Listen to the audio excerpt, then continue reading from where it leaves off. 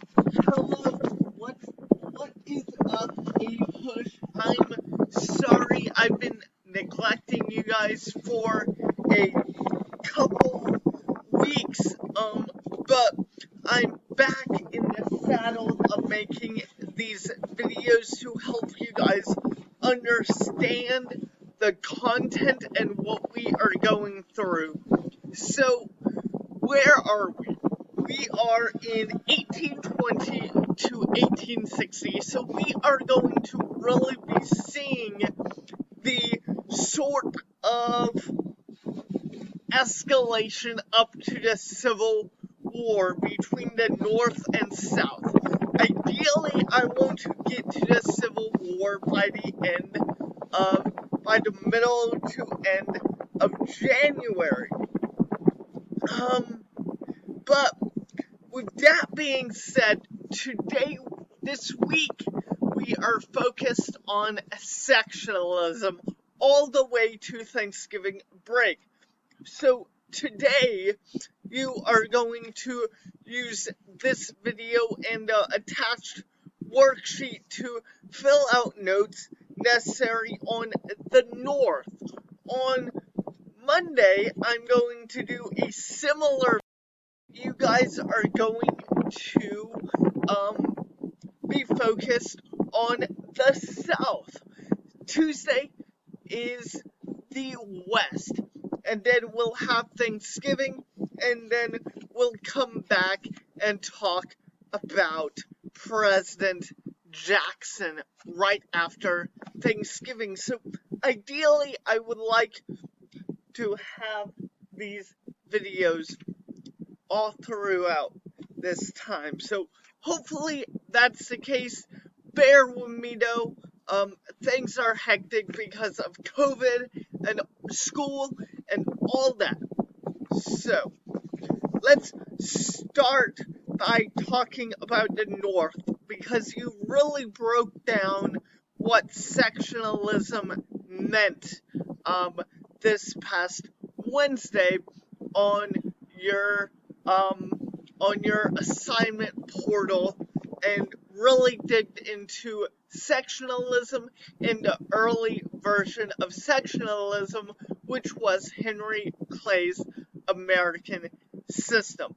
So we really saw the dynamics between the North and South, and really we could take it a step further and say we really saw these dynamics starting to happen in the Constitutional Convention right back when the country was being born.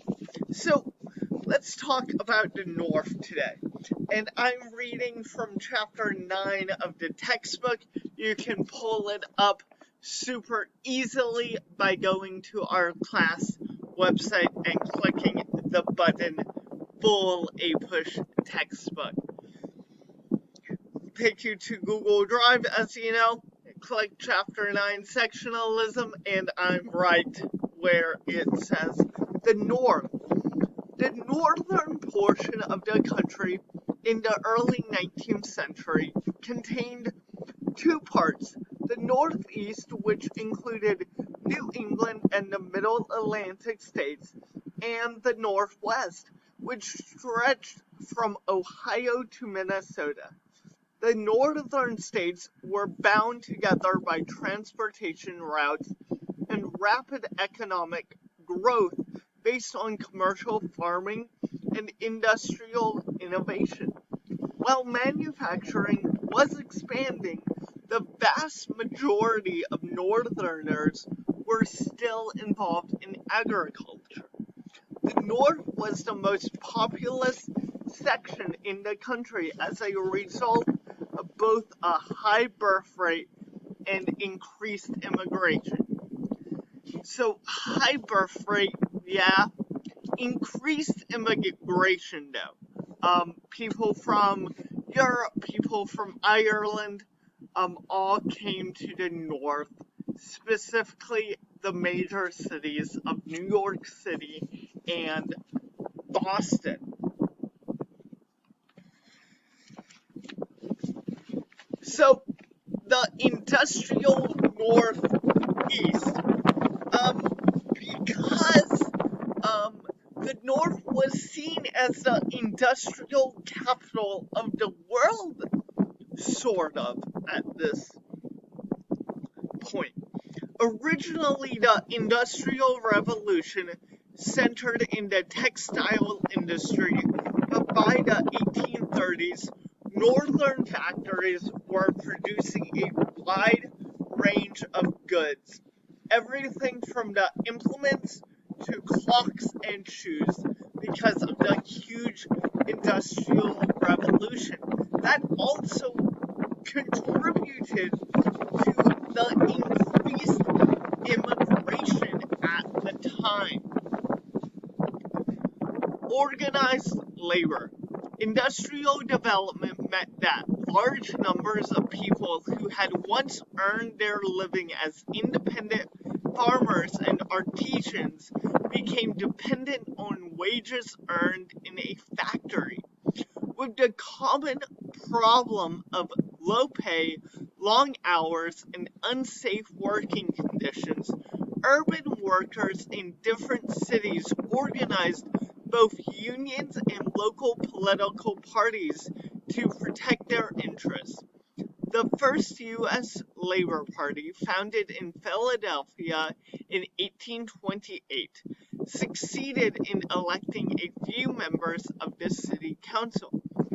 For a brief period in the 1830s, an increasing number of urban workers joined unions and participated in strikes. Organized labor achieved one notable victory in 1842 when the Massachusetts Supreme Court ruled in Commonwealth v. Hunt that peaceful unions had the right to negotiate labor contracts with employers. During the 1840s and 1850s, most state legislatures in the North passed laws establishing a 10-hour workday for workers. So we see this shift between farming and cultural living, working on farms, to working in big factories that had unsafe working conditions, long hours, being underpaid, and all that was formulating to eventually a point where they decided to form these political unions and political groups that we are going to that didn't really boom at this time, but will boom in the Gilded Age. And the Gilded Age is after the Civil War. So we'll talk about more of this industrial shift after the Civil War. The North's urban population grew from approximately 5% of the population in 1800 and 15% in the 1850s. As a result of such rapid growth in cities from Boston to Baltimore, slums also expanded. Crowded housing, poor sanitation, infectious diseases, and high rates of crimes soon became characteristics of large working class neighborhoods. Nevertheless, the new opportunities in cities offered by the Industrial Revolution continued to attack both native-born Americans from farms and immigrants from Europe. So huge shift in the urban population to the old Northwest. Few journeyed to the south where the plantation economy and slavery limited the opportunities for free labor, right? Because they had slaves in the South, so they had forced labor. You couldn't really, it's basically, the South had the mentality of, I won't hire you because I can have this slave do it for free. It's basically their mentality. So that's why nobody was migrating to the north, because of that ideology, right? The surge of immigration between 1830 and 1860 was chiefly the result of the development of inexpensive and relatively rapid ocean transportation, famines and revolutions in Europe that drove people from their homelands, and the growing reputation of the United States as a country offering economic opportunities and political freedoms. So, all those reasons led to this mass immigration into the United States. So, the immigrants strengthened the U.S. economy by providing a steady stream of inexpensive labor and then increased the demand for mass-produced consumer goods. So, this sort of rise in immigration was largely a good thing for the United States, and many people didn't see it as a bad thing. We are going to end by talking about the Irish versus German immigration situation and how nativists reacted to this boom in immigration. So let's start off by talking about the Irish. So during this period, half of all the immigrants, about almost 2 million, came from Ireland.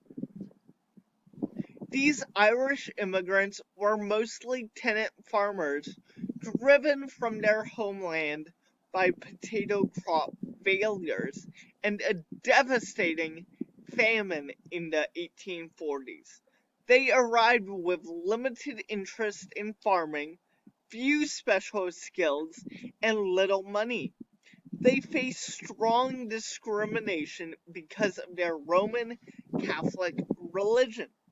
The Irish worked hard at whatever employment that they could find, usually competing with African Americans for domestic work and unskilled labored jobs, because the Irish were seen as unskilled because they really did not have any special talents to use. Faced with limited opportunities, they congregated for mutual support in the northern cities, Boston, Philadelphia, and New York, where they had first landed. Many Irish entered local politics. They organized their fellow immigrants and joined the Democratic Party, which had long traditions of anti-British feelings and support for workers. Their progress was difficult but steady. For example, the Irish were initially excluded from joining New York City's Democratic organization, Tammany Hall. But by the 1850s, they had secured jobs and influences. And by the 1850s, they controlled this party organization. So basically, when they moved here, when they immigrated to the United States because of their famine, they experienced large-scale discrimination. And they worked and they worked and they worked and they worked, and slowly but surely, they came around to get representation. So let's talk about the Germans. Both economic hardship and the failure of democratic revolutions in 1848 caused more than 1 million Germans to seek refuge in the United States in the late 1840s and the 1850s. Most German immigrants had at least modest means as well as considerable skills as farmers and artisans. Now you see the sort of rub between the two groups, right? Moving westward in search of cheap, fertile farmland, they established homesteads throughout the Old Northwest and generally prospered. At first, their political influence was limited, just like the Irish. As they became more active in public life, many strongly supported public education and starkly opposed slavery.